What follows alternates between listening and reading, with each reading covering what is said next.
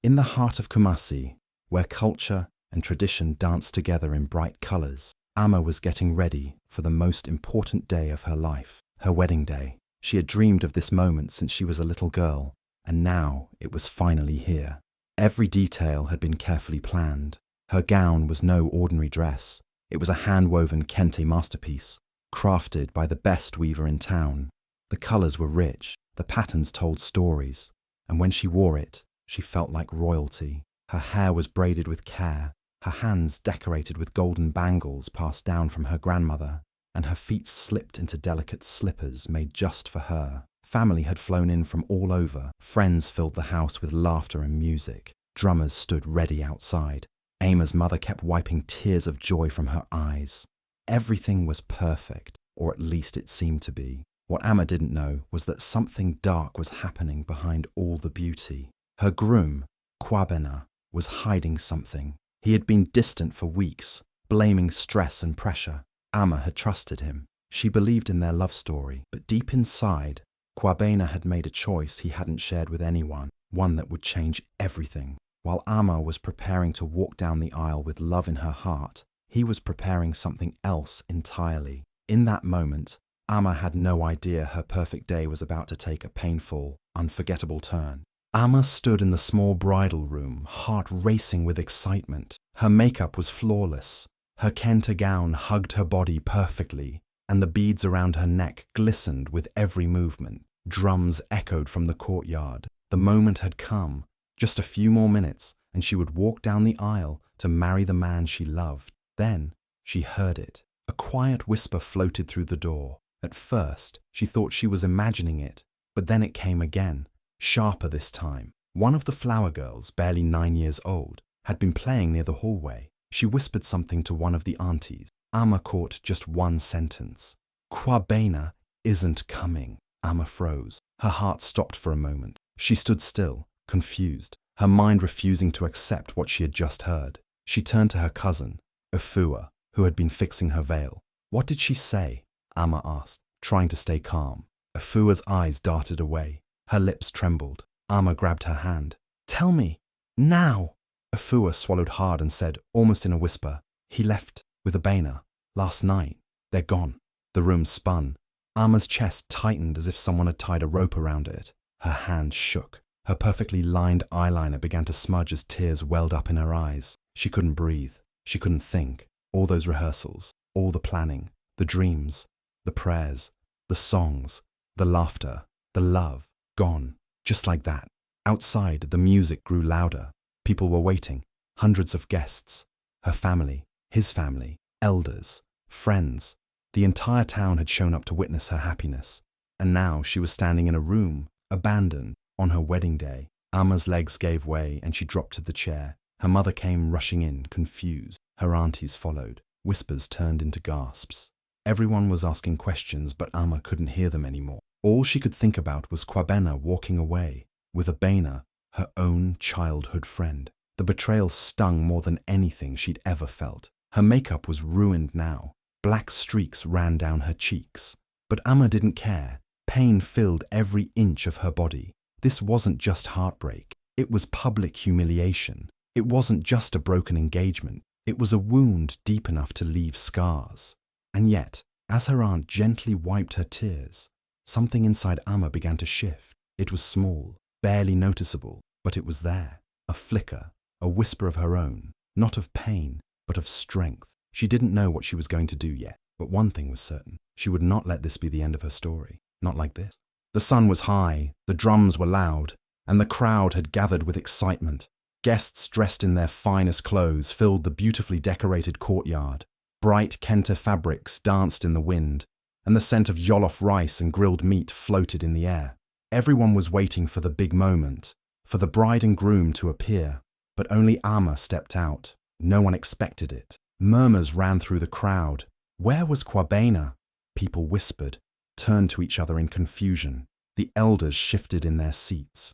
The MC looked nervous, unsure what to say. Amma stood at the edge of the stage, her back straight, her hands steady, her eyes wide open. Her makeup had been fixed as best as it could, but her eyes still showed the pain. Yet, there she was, in front of everyone. No veil, no smile, no groom by her side. Just Amma.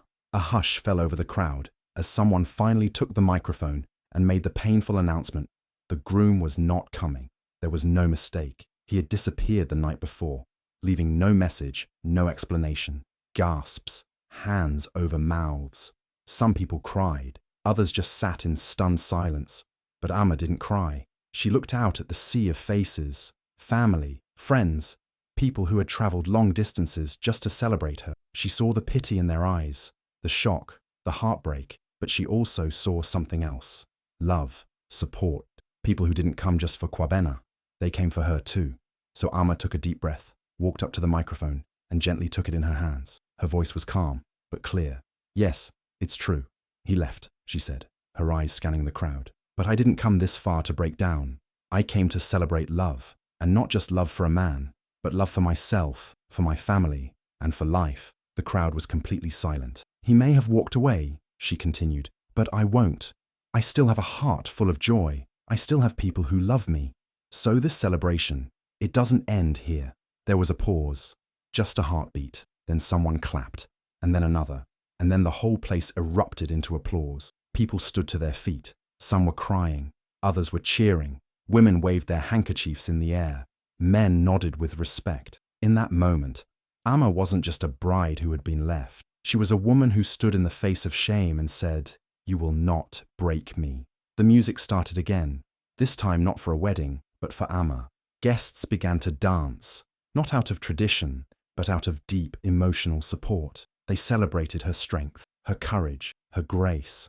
Amma smiled, not because she was okay, but because she had survived the most painful moment of her life and still chose to stand. As the music played again and people tried to turn heartbreak into celebration, Amma stood quietly at the edge of the courtyard. She smiled when people looked at her, but inside, she was still shaking. It was all too much. The love, the pain, the applause, the shock. Her heart had been crushed in front of everyone she knew, and though she had stood strong, the truth was, she felt completely alone.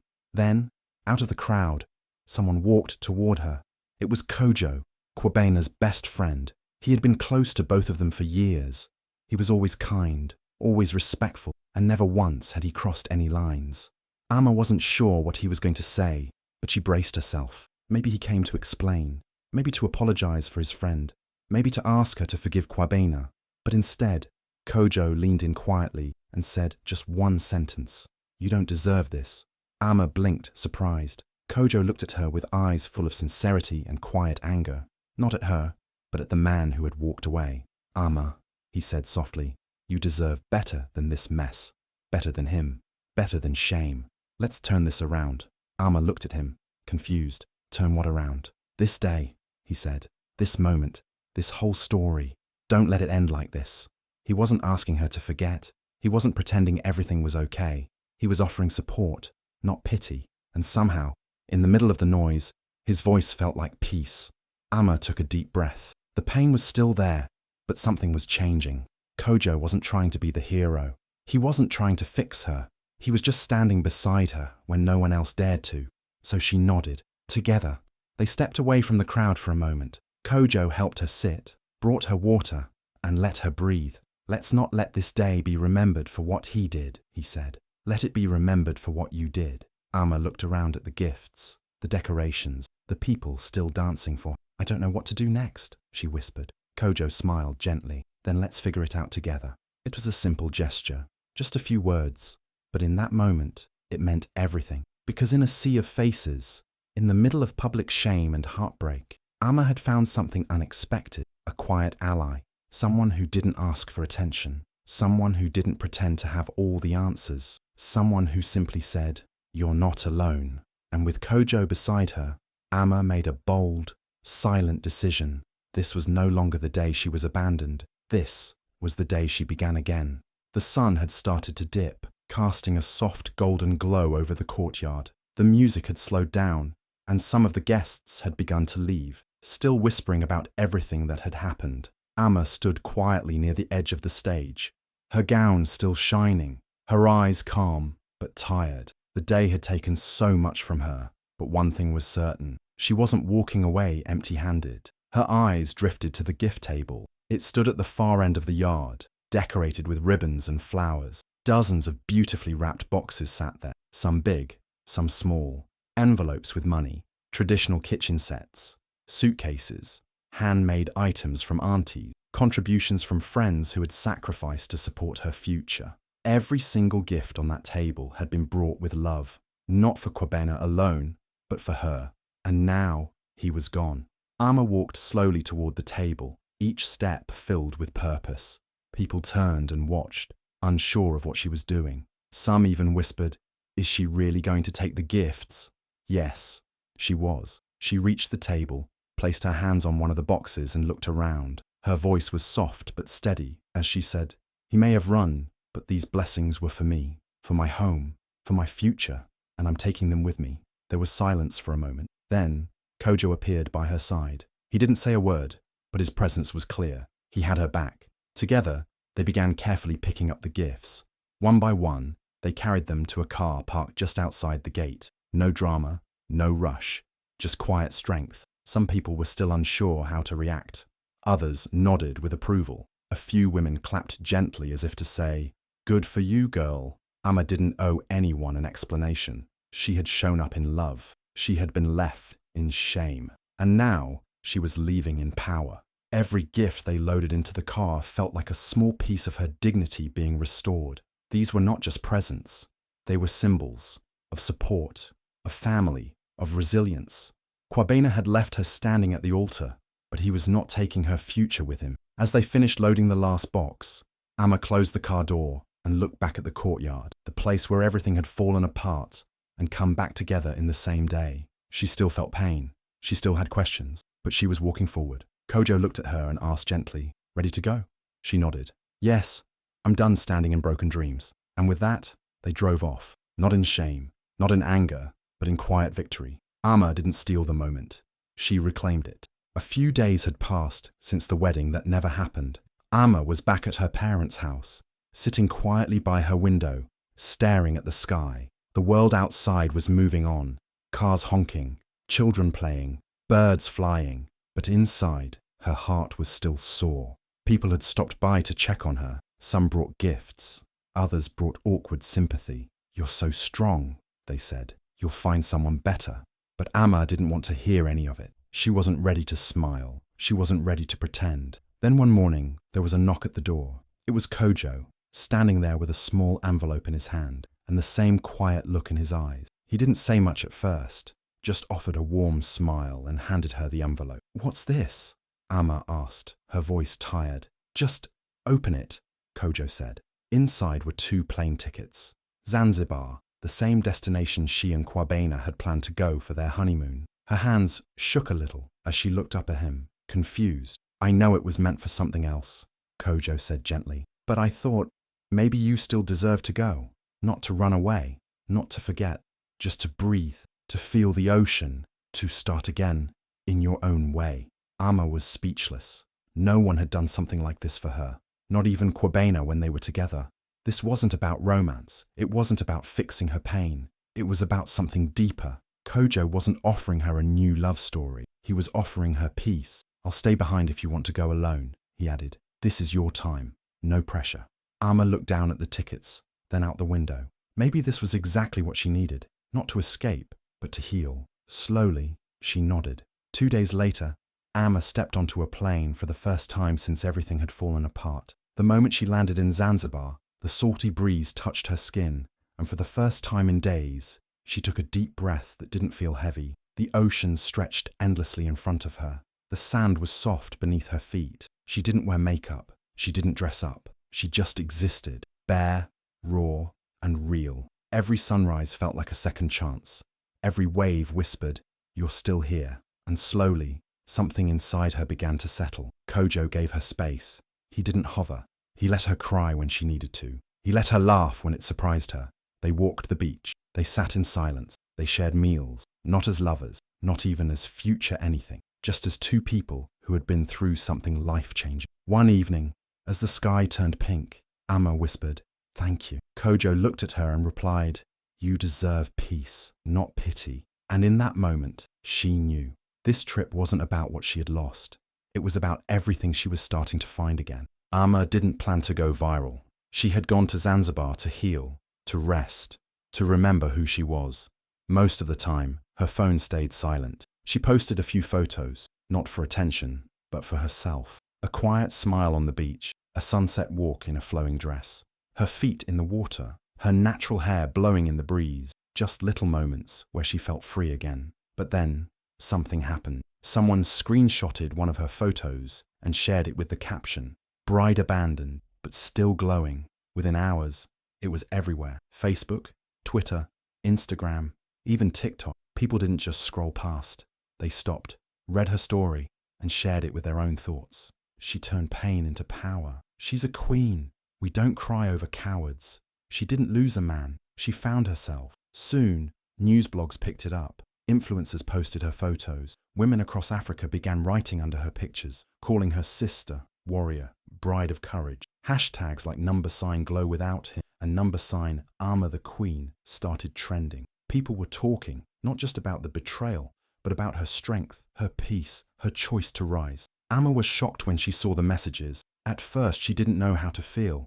"I wasn't trying to inspire anyone," she told Kojo one night. "I was just trying to breathe." Kojo smiled and said, "And that's why it's so powerful. You didn't pose. You didn't fake. You were just real." And people felt that. Soon, her inbox was full. Women wrote to her saying, "I was left at the altar too, but you gave me hope." Some said, "I never had the courage to walk away from someone who treated me badly until I saw your story." Ama began to realize something deeper. Her pain hadn't been wasted. Her story had turned into something more than shame. It had become light for others stuck in dark places. She wasn't just the girl who got abandoned. She was the woman who refused to break. One magazine reached out to feature her. A women's talk show invited her for an interview. "You showed us what grace looks like," one host said on air. "Not because you smiled through betrayal, but because you stood tall when everything tried to bring you down." Ama sat on that set, dressed in soft colors, calm and confident. And when they asked her what message she had for women, she said simply, "You are not what someone did to you. You are who you choose to become after it." The world saw her glow,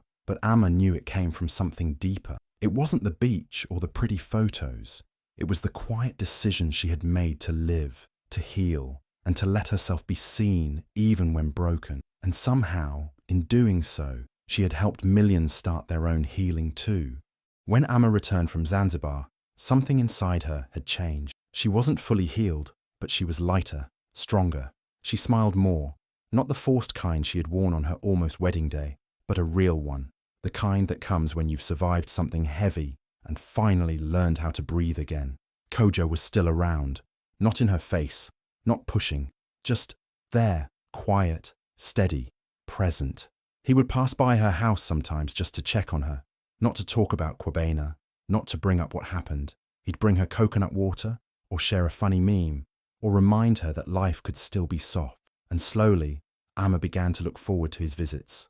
One weekend, he invited her to a book reading. Another day, they went for wakie together at a roadside joint they both loved. It wasn't fancy, it wasn't romantic, it was just easy, honest.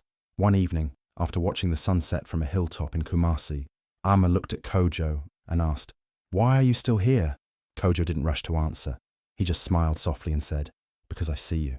Not the broken version, not the viral bride, just you." That was the moment something shifted in her heart. Ama had been so afraid to trust again. After everything she went through, even thinking of love felt like stepping on cracked glass. But Kojo never tried to replace what she lost. He never rushed her or made promises he couldn't keep. He just showed up again and again with honesty and patience. She began to notice little things about him, how he remembered her favorite music, how he never interrupted her when she was talking, how he never made her feel small or silly for still feeling sad sometimes. Kojo became a safe space, not a rescue, not a rebound, but a steady place to land. They didn't call it love at first. They didn't need to. It started with friendship, respect, deep talks under the stars, quiet laughter over shared jokes. And one day, Ama realized she wasn't scared anymore. She didn't flinch when he reached for her hand. She didn't question her worth when he looked at her with admiration. Her heart had been shattered once, but now It was blooming again, not because Kojo swept in like a hero, but because he treated her like she was never broken to begin with. One night, while they were sitting on the porch with cups of ginger tea, Amma leaned her head on his shoulder. "I never thought I'd feel this again," she whispered. Kojo looked at her gently. "You didn't need to rush. I was always willing to wait." It wasn't a fairy tale. It was real, software honest. A love that didn't try to erase the past, but slowly helped her believe in the future again. And in that slow, unexpected bond, Amma found something she never expected after heartbreak: peace, partnership, and a love that chose her every single day.